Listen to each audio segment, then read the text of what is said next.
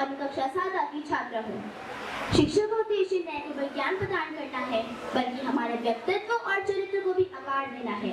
इसी के साथ आज के इस महत्वपूर्ण विषय क्या ऑनलाइन शिक्षा पारंपरिक शिक्षा से बेहतर है पर बोलते हुए मैं पारंपरिक शिक्षा को उजागर करना चाहती हूँ और आप सभी को यह बताना चाहती हूँ कि पारंपरिक शिक्षा ऑनलाइन शिक्षा से किस प्रकार बेहतर है। पारंपरिक शिक्षा में एक छात्र और शिक्षक के बीच सीधा संपर्क होता है, जिससे छात्रों को शिक्षक को समझने में और शिक्षक को छात्रों को समझने में आसानी होती है। इसी के साथ छात्र अनुशासित रहता है और नियमित रूप से पढ़ाई भी करता है।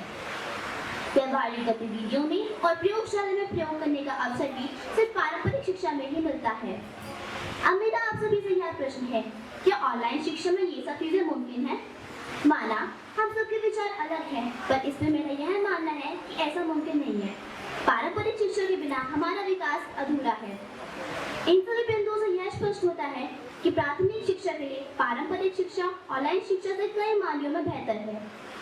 जैसा कि हम लोग जानते हैं कि अगर किसी चीज के फायदे हैं तो उसके नुकसान भी जरूर होंगे।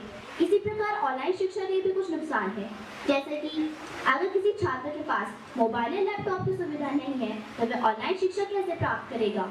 दूसरा, अगर उसके पास मोबाइल लैपटॉप की सुविधा है तो उसके पास इंटरनेट की भी सुविधा होनी चाहिए।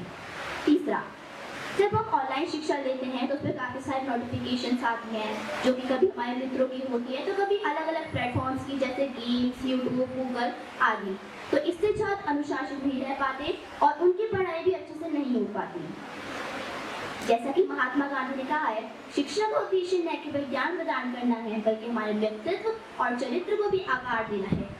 इसी के साथ अंत में मैं आप सभी से यही कहना चाहती हूँ कि मैं पारंपरिक शिक्षा को उजागर करना चाहिए और उसके महत्व को समझना चाहिए। आप सभी के ध्यान और सहनशीलता के लिए धन्यवाद।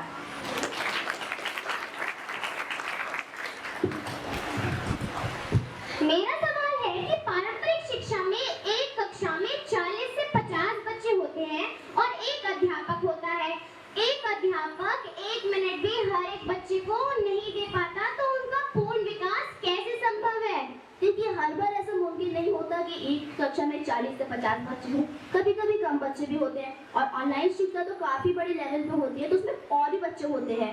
और कभी कभी बच्चे अपना प्रश्न ऑनलाइन शिक्षा में अच्छे से पूछ नहीं पाते क्योंकि उनको डर लगता है कि उन जो दूसरे बच्चे हैं वो उनके बारे में क्या सोचेंगे। लेकिन पारंपरिक शिक्षा में एक बच्चा शिक्षक के पास जाके खुद से पूछ सकता है कि उसका क्या डाउट है।